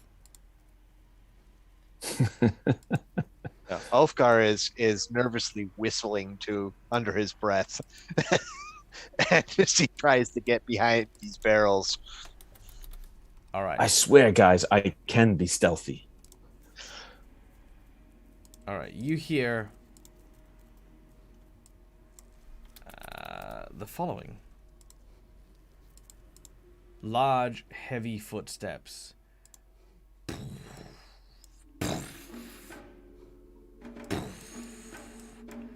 As this bulbous and heavy form of a giant ogre emerges into the flame. His gut hangs out over a large belt. He then sort of pulls his pants up, only to let that huge mass of him sort of wobble as he looks around. Who in here? You goat! Me love you, goat. Goat want dwarf meat. He reaches over and plucks the leg and throws it to the goats and the sheep, who then, for whatever reason, decide to devour the leg. Ah, good. Me like. He then stops. Strange. Me sure me cook it right, but can smell raw dwarf. Fresh dwarf. He turns and he looks. He looks again. And he looks again. Kilmarin, you're standing in the middle of the corridor, like, just, you're there. He looks at you, like, straight up. Yeah. Kyra, you're there behind the wagon. You're a lot more obscure, but he can kind of hear you as you're breathing quite heavily. And he looks over at the barrels and follows his sense of smell, and he sees Ulfgar. As he does so, he reaches into the fire and pulls out what looks to be a large log.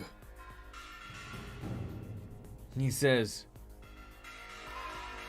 "What your name, small dwarf?" Me friend.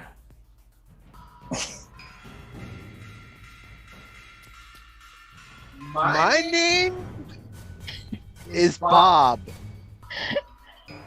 Friend. Bye, Hi. Bob. As we're gonna go into initiative.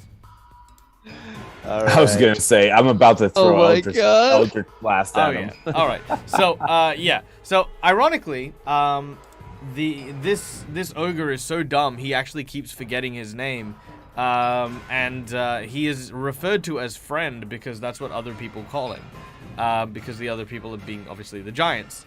So the giants call him friend. So when he said me friend, he means that's my name. All right. All right. The initiative, unfortunately, goes to the ogre, who, with his flaming... sorry, I should have mentioned, initiatives are all rolled automatically, so you're all good. Oh. Right on. Yeah. All right. Then. With a large great club, he swings in your vicinity. Calindria with the inside bonus. All right. Inside bonus. Let's see. What do I know about this guy? Now, there are, of course, the Verbeeg, which are the giants that live here. This is not a Verbeeg. This is an ogre. You notice that over its person that there are basically tons of wounds of the people and townsfolk of 10 towns over this ogre. In particular, a lot of fire. I don't know how that'll help you, but that is the insight you get on this person. He is out in these caves because he has been victimized by the people of 10 towns. Alright. Great Club. I'm going to give myself a disadvantage because he's trying to hit you while you're behind some barrels. Oh, that dropped a 20, that did. So as he goes to swing, he destroys one of the mead barrels, revealing you from behind it. The mead sprays everywhere. It is delicious, but you manage to avoid it. Also, no roll counts unless you've been asked for it. Right. Sorry, I just hit a button. That's fine. That's fine. Just so you no, but I realized I never actually mentioned that rule, so I'm mentioning it now before we get too far of that. So yes, yes. So as the ogre swings down, it crashes into the mead, and that is it. Asira, that is your turn. Mean old 10-towners. Yep, exactly. All right, I'm going to take aim with my light crossbow. Yeah, hang on. I'll get good at handling all these windows eventually. So I drop it on the ogre, which I can't. If I can't actually see him, though, so. Well, if you can't see him, then you don't have line of sight, and you will need to move. All right, so now I can see him. All right, so you step out from behind the cart. Hold on. And in the action of doing that, so that I could see him, I have now lost. Okay, there's my dice. Okay. So smart, me. Yeah, talk amongst yourself, ogre.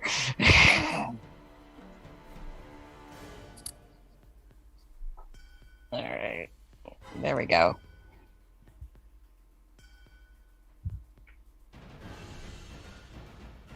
Oh, with the critical hit. Nice. All right. Wow. Now, I do have a question to ask because we didn't play with these before, so this is a group question. Do you want to or do you not wish to play with crit cards? All in favor of yes? Let me know what crit cards are. I was yeah, I going was to gonna say, say, I don't Oh, okay. know. So crit cards are when you roll a nat 20 or when you land a critical hit, I draw from a little random deck that I have, and then we play out whatever effect that critical might be. It might be extra damage. It might be you shoot them in the eye. It's an extra effect. All right. But on the other side like of that that. is if you roll a natural 1, there are crit fumble effects as well. So, I'm down with that. yeah. I'm a yes. Yeah, that sounds I'm fun. good with that. I'm down with it. Sweet. All right, let's do it. So pick a number between 1 to 5, Syra, and let's see what happens. A nice shapely 3, please. All right, 1, 2, 3. All right, let's see. And you are making a piercing strike. That is triple damage. So as your bolt will fly and hit him in the chest, I would like for you to roll damage, which will automatically crit, and then roll it a third time. And again to deal that triple. So yeah, 9 points of damage, and then one more.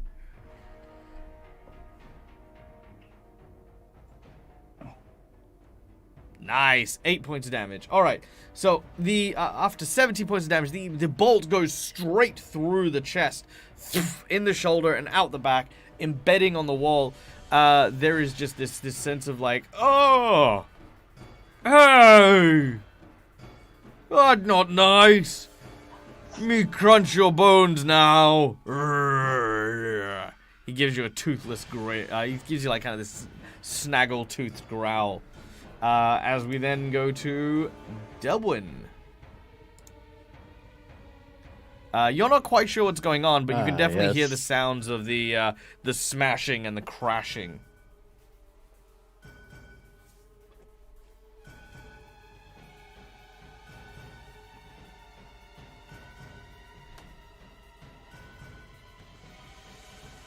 What would Delwyn like to do?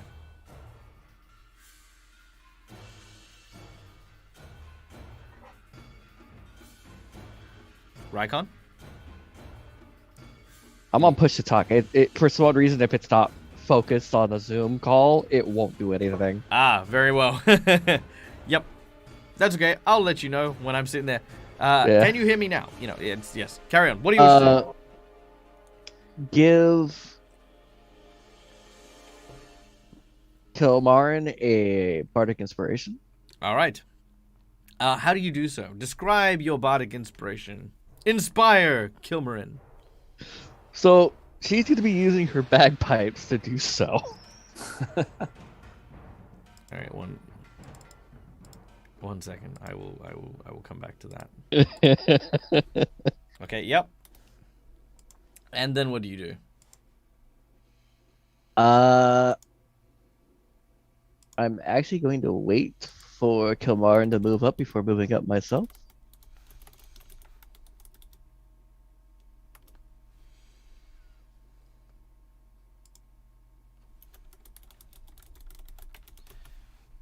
Okay.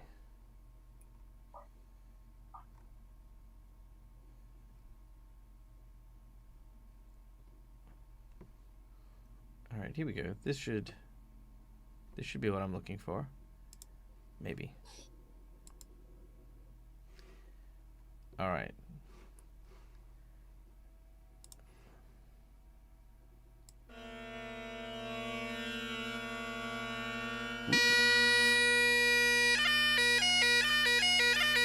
A tad loud. There you go. All right, there you go. So Delwyn, That's inspiring. that's very inspiring. I feel pumped. All right. Kilmarin is ready to lay down some damage. All right. So that is what Delwyn starts up with. Now, is it Thunderstruck? Yes, it is. Now, fortunately, / unfortunately, depending on your point of view, that is actually quite fiercely loud. Oh yeah. Oh,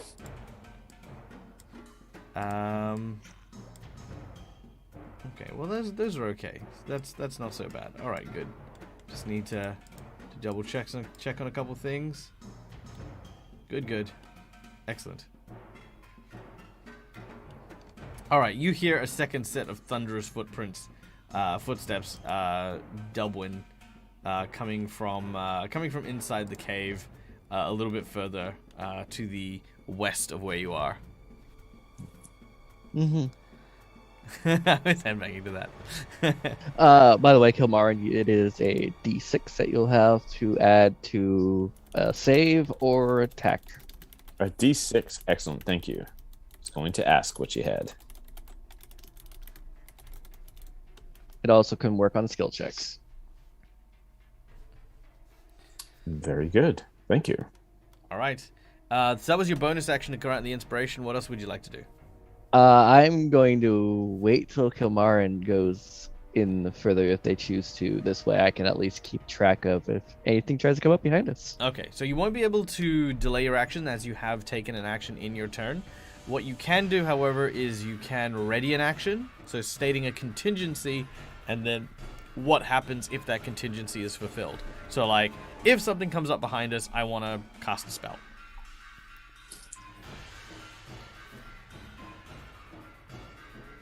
Then yeah, I will ready a color spray. Sure. If something comes up behind you? Yes. Okay. Motley comes up behind you. Color spray! No, that's fine. Clearly, if another one of them. Oh, show okay, up. okay. I just wanted to sure. Yeah, I never know. Ulfgar, it is your turn. You are before the giant ogre. Okay, so I am in melee range with him. Oh, yeah. Looks like. Yep. Yeah.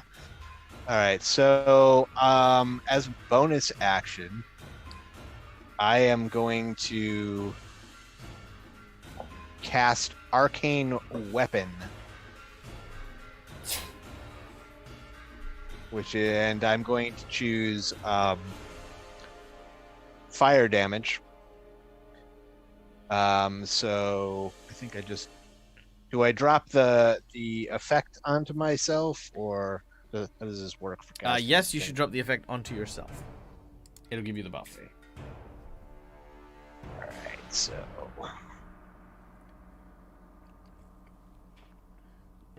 All right, so that is my bonus action, and then I am gonna take a swing at him with my mace. All right. With your big, mighty dwarvish arms, you swing your hammer towards his kneecaps, and it strikes with a bone-shattering crunch. Roll your damage. The back end of your hammer then ignites almost like a jet engine and propels it even further as the top of the hammer heats up and deals maximum damage as you bludgeon him in the knees for 14. He goes, "Oh, me knee! Oh!" Just trying to make you warm, friend. Well, me make you dead! Kilmarine, it is your turn. All right. Did I hear the footprints that you described to the Oh, west? 100%. 100%. Okay. I do have a little bit of concern about that. I look over here and I see... Yeah, I'm just going to move over one so as to kind of keep a line of view on perhaps a little bit of what's happening behind, and I will cast Eldritch Blast across the room at the ogre. All right. You gather up your energy and your power. Now, do you fire your Eldritch Blast out of your crossbow? That's a good question. Yeah, you could. That is I mean, I a cool could. mechanic. That would kind of be cool. I was envisioning more of a cast with a like a purplish sort of color. Yeah, you can make like purple arrows that just appear in your crossbow, and you're just like, Oh, yeah. yeah, That would be cool. done. Yeah. All right, aiming up your Done. crossbow, a glowing arrow appears out of nothingness in front of it. A crackling of this purple light and energy launches as you fire your Eldritch Blast towards the ogre. You'll need to roll it on the ogre instead of the chat. Oh, That's okay. that's right. That's right. Yeah. Even better. Yay! Hey, even better. 18! Yeah. That is a solid hit. As it explodes onto his chest. And I want to be sure 1d... I can roll this on the board or on the ogre? On the ogre. On the ogre for Yep. damage. 1d10. How let's make it auto-calculate. Yep. 1 damage. Fantastic. Woo! It's a small blast, but it feels good, you know. It felt good. It looks good. It looks great. Most importantly. It's amazing. All right, move action. Do you want to do anything? I am going to move back into the hall. All right, you move into cover. Just enough. Yeah, I want to keep eyes on our 2 members in the rear. Sure. Yep. Not a problem. All right. Which brings us to the top of the round. Right there.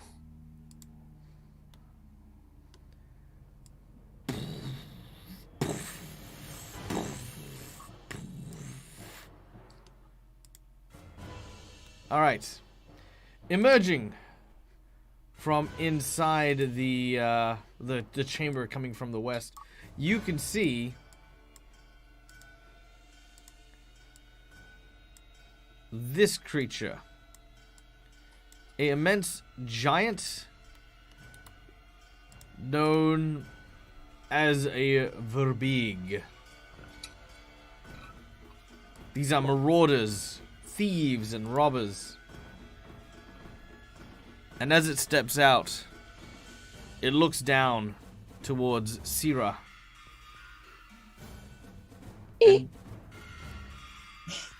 It takes from its back what looks to be a massive spear, still stained with the blood of Kendrick, the speaker. He looks to you, and he says, "I'm sorry, but you're gonna have to die." And a single tear rolls down his cheek. And as he swings down with his mighty blade, that is where we're going to leave today's session. Oh, and no. return Oh, man. next week as we find out the fate of our new party as we get going on this whirlwind adventure called Icewind Dale, Rime of the Frostmaiden. Thank you so much, everyone, for coming and joining us. Thank you to all of my wonderful people who have joined and stuck around. Guys, you guys are amazing. It's so good to get to play with you.